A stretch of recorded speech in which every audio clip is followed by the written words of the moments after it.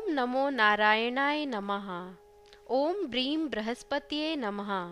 बृहस्पतिवार व्रत कथा प्रारंभ होती है।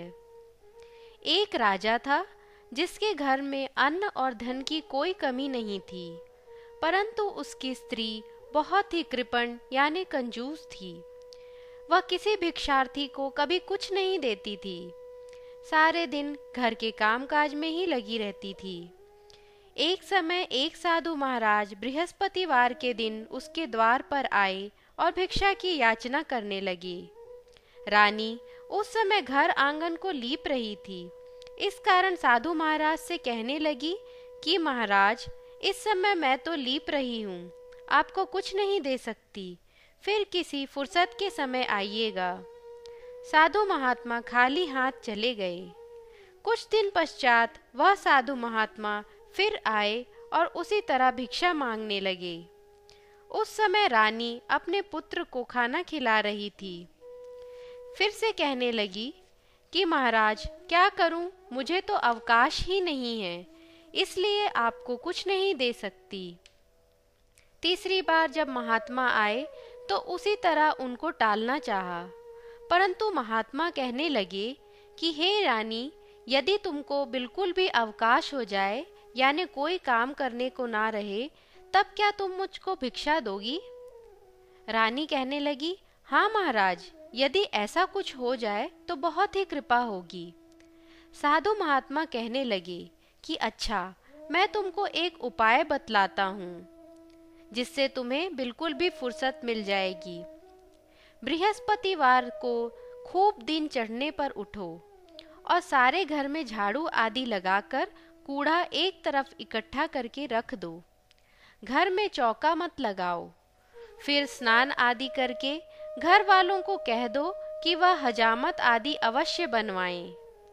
रसोई बनाकर चूल्हे के पीछे रखा करो, सामने कभी न रखो। सायंकाल को बहुत अंधेरा होने के पश्चात दीपक जलाया करो तथा बृहस्पतिवार को पीले वस्त्र कभी धारण मत करो और ना ही पीले रंग की चीजों का भोजन करो। यदि ऐसा करोगी तो तुमको घर का कोई काम नहीं करना पड़ेगा। रानी ने ऐसा ही किया। बृहस्पतिवार को खूब दिन चढ़ने पर उठी, झाड़ू आदि लगाकर कूड़े को घर के एक तरफ इकट्ठा कर दिया। पुरुषों ने भी हजामत बनाई। भोजन बनाने के पश्चात चूल्हे के पीछे रख दिया। उसके पश्चात वह सब बृहस्पतिवारों को ऐसा ही करने लगी। अब कुछ समय के बाद उसके घर में खाने को दाना तक नहीं रह गया और भोजन के लिए दोनों समय तरसने लगे। राजा रानी से कहने लगा कि रानी, तुम यहाँ पर रहो, मैं दूसरे देश को जाऊं, क्योंकि यहाँ पर मुझे सभी मनुष्य जानते हैं, इसलिए कोई कार्य नहीं कर सकता। देश चोरी परदेश भीख बराबर ही है। ऐसा कहकर राजा परदेश चला गया। वहाँ जंगल में जाता और लकड़ी काटकर लाता था और शहर में बेचता था। इस प्रकार जीवन व्यतीत करने लगा। राजा के घर रानी और दासी दुखी रहने लगीं। किसी दिन भोजन मिलता और किसी दिन पानी पीकर रह जाती। एक बार जब रानी और दासी को 7 रोज बिना भोजन के व्यतीत हो गए तो रानी ने अपनी दासी से कहा, हे दासी, यहाँ पास के नगर में मेरी बहन रहती है। वह बड़ी धनवान है, इस कारण तू उसके पास जा और वहाँ से 5 सेर बेझर ला। बेझर मतलब अनाज, जिससे कुछ समय के लिए गुजारा हो जाएगा। इस प्रकार रानी की आज्ञा मानकर दासी उसकी बहन के पास गई। रानी की बहन पूजा कर रही थी, क्योंकि उस रोज बृहस्पतिवार था तथा दासी ने रानी की बहन को देखा तो वह बोली, हे रानी, मुझे तुम्हारी बहन ने भेजा है, मेरे लिए 5 सेर बेझर दे दो। इस प्रकार दासी ने कई बार कहा, परंतु रानी ने कुछ उत्तर ना दिया, क्योंकि वह उस समय बृहस्पतिवार के व्रत की कथा सुन रही थी। इस प्रकार जब दासी को किसी प्रकार का उत्तर ना मिला तो वह बहुत दुखी हुई तथा क्रोध भी आया और लौटकर अपने गांव में रानी के पास आकर बोली, हे रानी, तुम्हारी बहन तो बड़ी ही घमंडी है और बहुत ही अमीर है। वह छोटे मनुष्यों से बात नहीं करती। इसलिए जब मैंने उससे कहा तो उसने किसी प्रकार का उत्तर नहीं दिया। उसका कोई दोष नहीं है। जब बुरे दिन आते हैं तब कोई सहारा नहीं देता। अच्छे बुरे का पता आपत्ति काल में ही लगता है। जैसी ईश्वर की इच्छा होगी वह होगा। यह सब हमारे भाग्य का दोष है। उधर उस रानी ने देखा कि मेरी बहन की दासी आई थी, परंतु मैं उससे नहीं बोली। इससे वह बहुत दुखी हो गई। यह सोचकर कहानी को सुन और विष्णु भगवान का पूजन समाप्त करके वह अपनी बहन के घर चल दी और जाकर अपनी बहन से कहने लगी कि हे बहन, मैं बृहस्पतिवार का व्रत कर रही थी। तुम्हारी दासी आई, परंतु जब तक कथा होती है तब तक ना उठते हैं और ना बोलते हैं। इसलिए मैं ना बोली। कहो, दासी क्यों आई थी? रानी बोली, बहन, हमारे अनाज नहीं था। वैसे तुमसे कोई बात छुपी नहीं है। इस कारण मैंने दासी को तुम्हारे पास 5 सेर बेझर लेने के लिए भेजा था। रानी बोली, बहन देखो, बृहस्पति भगवान सबकी मनोकामना पूर्ण करते हैं। शायद तुम्हारे घर में ही अनाज रखा हो। इस प्रकार के वचन रानी ने सुने तो घर के अंदर गई और वहां उसे एक घड़ा बेझर का मिल गया। तब वह रानी और दासी बड़ी प्रसन्न हुई और दासी कहने लगी, हे रानी, देखो, वैसे हमको भोजन नहीं मिलता है, इसलिए हम आज ही व्रत करते हैं। अगर इनके व्रत की विधि और कथा तुम पूछ लो तो हम भी यह व्रत किया करेंगे। तब उस रानी ने अपनी बहन से पूछा कि बृहस्पतिवार को कौन सी कहानी कहना चाहिए तथा यह व्रत कैसे करना चाहिए। रानी की बहन ने कहा कि हे बहन, गुरुवार के व्रत में चने की दाल मुनक्का से भगवान विष्णु का केले की जड़ में पूजन करें तथा दीपक जलावें, पीला भोजन करें तथा कहानी सुने। इस प्रकार करने से गुरु भगवान यानी बृहस्पति भगवान बहुत ही प्रसन्न होते हैं, अन्न, पुत्र, धन देते हैं, मनोकामनाएं पूर्ण करते हैं। इस प्रकार से रानी और दासी ने निश्चय किया कि बृहस्पति भगवान का पूजन अवश्य करेंगे। 7 रोज बाद जब बृहस्पतिवार आया तो उन्होंने व्रत रखा। घुड़साल में जाकर चना गुड़ बिन लाई तथा उसकी दाल से केले की जड़ तथा विष्णु भगवान का पूजन किया। अब पीला भोजन कहाँ से आए? बेचारी बड़ी दुखी हुई, परंतु उन्होंने व्रत किया था। इस कारण गुरु भगवान प्रसन्न हुए और 2 थालों में सुंदर पीला भोजन लेकर आए। दासी को देखकर बोले, हे दासी, यह तुम्हारे और तुम्हारी रानी के लिए भोजन है, तुम दोनों भोजन कर लो। दासी भोजन पाकर बड़ी प्रसन्न हुई और रानी से बोली, भोजन कर लो। रानी को इस विषय में कुछ पता नहीं था, इसलिए वह बोली, अरे दासी, तू ही भोजन कर ले, क्यों व्यर्थ में हंसी उड़ाती है? भला हमारे पास भोजन कहाँ है? दासी बोली, एक महात्मा भोजन दे गए हैं। रानी कहने लगी, वह भोजन तेरे लिए ही दे गए होंगे, तू ही भोजन कर ले। दासी कहने लगी, वह महात्मा हम दोनों को थालों में भोजन दे गया है, इसलिए हम और तुम दोनों ही साथ साथ भोजन करेंगे। इस प्रकार रानी और दासी दोनों ने गुरु भगवान को नमस्कार करके भोजन प्रारंभ किया तथा वह प्रत्येक बृहस्पतिवार को गुरु भगवान यानी बृहस्पति देव का व्रत और पूजन और विष्णु जी का पूजन करने लगी। बृहस्पति भगवान की कृपा से फिर रानी और दासी के पास काफी धन हो गया। रानी फिर उसी प्रकार आलस्य करने लगी। तब दासी बोली, देखो रानी, आपने पहले भी इसी प्रकार आलस्य किया था।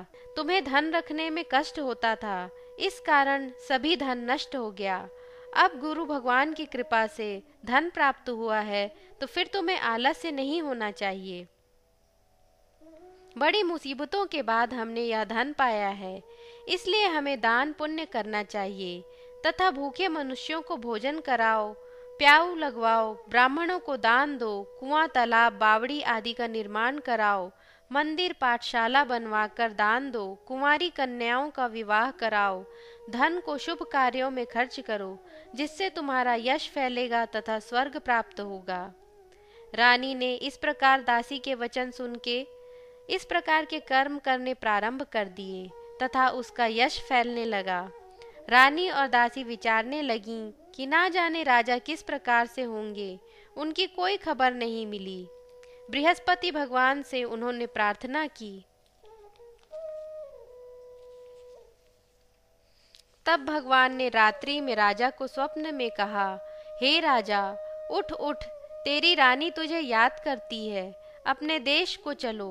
राजा प्रातःकाल उठा और विचार करने लगा। स्त्री जाति खाने और पहनने की संगिनी होती है, पर भगवान की आज्ञा मानकर वह अपने नगर के लिए चलने को तैयार हुआ। इससे पूर्व जब राजा परदेश चला गया तो प्रतिदिन जंगल में से लकड़ी बीन कर लाने लगा और उन्हें शहर में बेचकर अपने दुखी जीवन को कठिनाई से व्यतीत करता था। एक दिन राजा दुखी होकर पुरानी बातों को याद करके रोने लगा।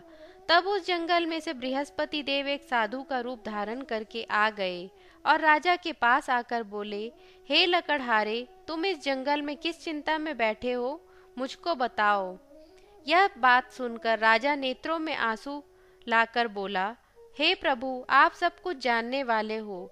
इतना कह साधु को अपनी संपूर्ण कहानी बतला दी। महात्मा दयालु होते हैं।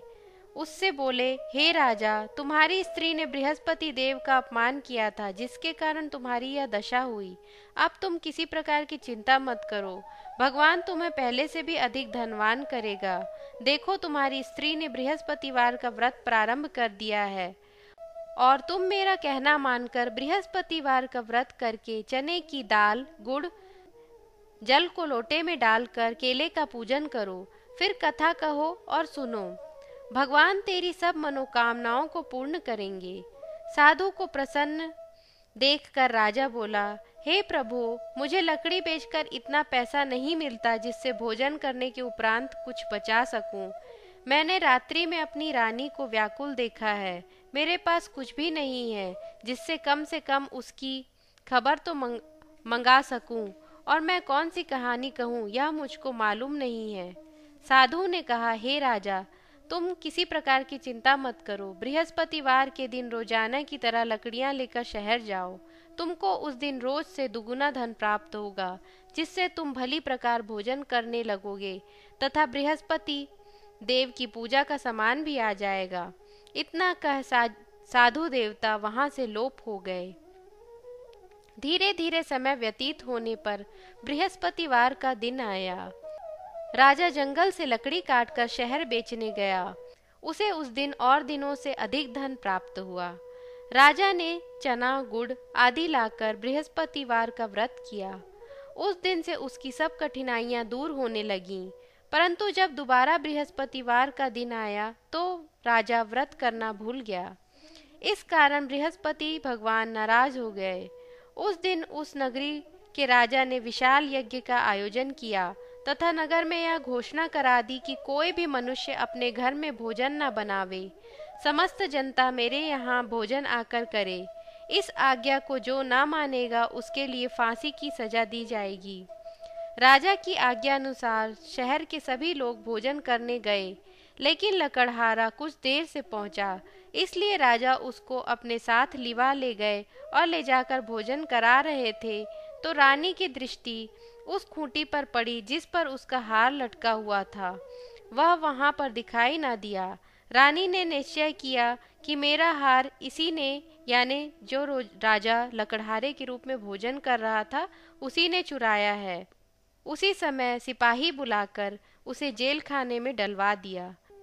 जब राजा जेल खाने में पड़ गया और बड़ा दुखी होकर विचार करने लगा कि ना जाने किस पूर्व जन्म के कर्म से मेरे लिए यह दुख प्राप्त हुआ है, उसी समय साधु को याद करने लगा जो कि जंगल में मिले थे। उसी समय तत्काल बृहस्पति देव साधु के रूप में प्रकट हो गए और उसकी दशा को देखकर कहने लगे, अरे मूर्ख, तूने बृहस्पति देव की कथा नहीं की, इस कारण तेरे लिए यह दुख प्राप्त हुआ है। अब चिंता मत कर, बृहस्पतिवार के दिन जेल खाने के दरवाजे पर 4 पैसे पड़े मिलेंगे।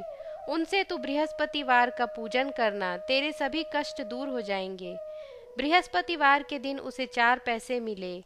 राजा ने कथा की तो उसी रात्रि को बृहस्पति देव ने उस नगर के राजा को स्वप्न में कहा कि हे राजा, तुमने जिस आदमी को जेल खाने में बंद कर दिया है वह निर्दोष है, उसे छोड़ देना।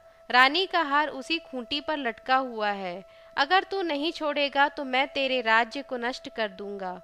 इस प्रकार के रात्रि के स्वप्न को देखकर राजा प्रातःकाल उठा और खूंटी पर हार को लटका देखकर लकड़हारे को बुलाकर क्षमा मांगी तथा राजा को सुंदर वस्त्र आभूषण देकर विदा किया।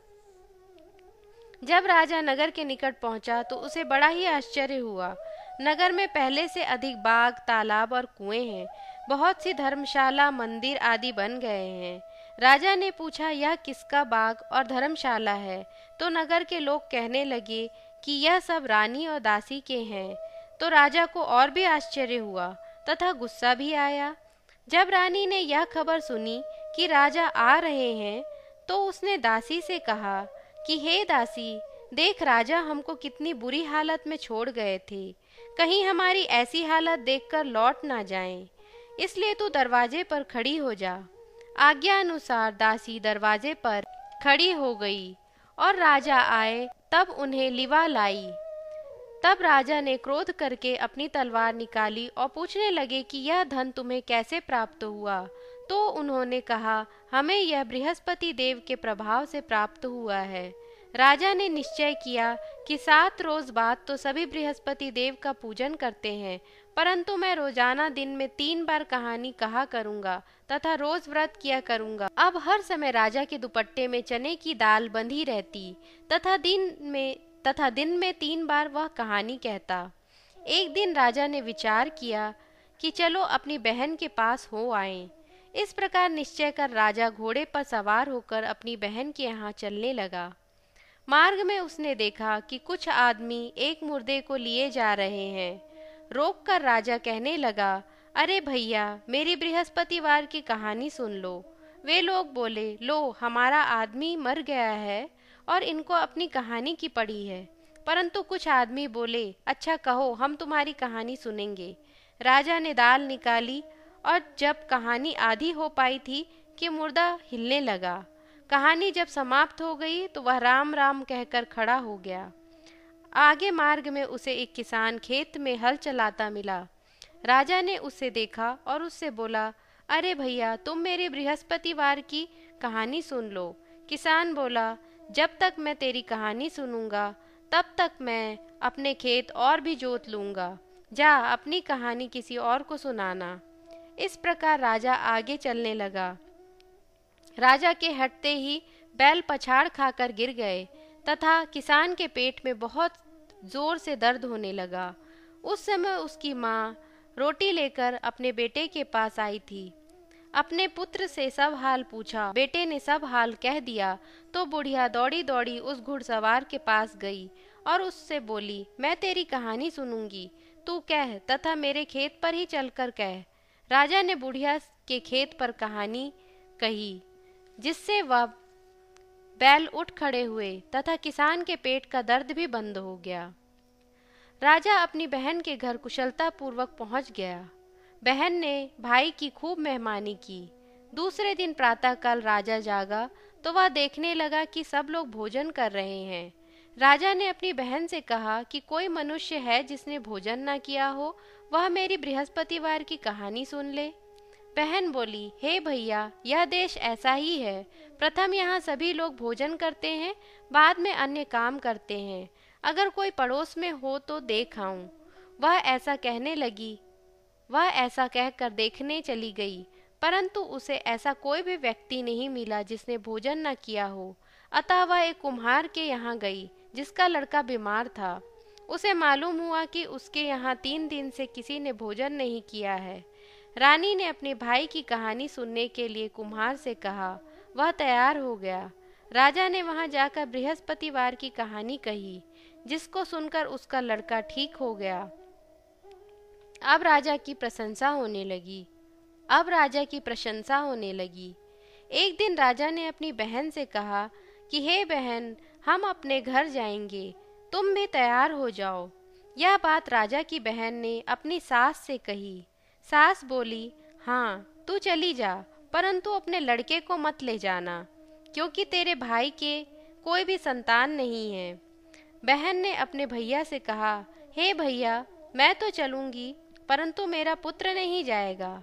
राजा बोला, जब कोई बालक नहीं जाएगा तो तुम जाकर क्या करोगी? बड़े दुखी मन से राजा अपने नगर को लौट आया। राजा ने अपनी रानी से कहा, हम निर्वंशी राजा हैं, हमारा मुंह देखने के लायक नहीं है और कुछ भोजन आदि नहीं किया। रानी बोली, हे राजा, बृहस्पति देव ने हमें सब कुछ दिया है, हमें संतान भी अवश्य देंगे।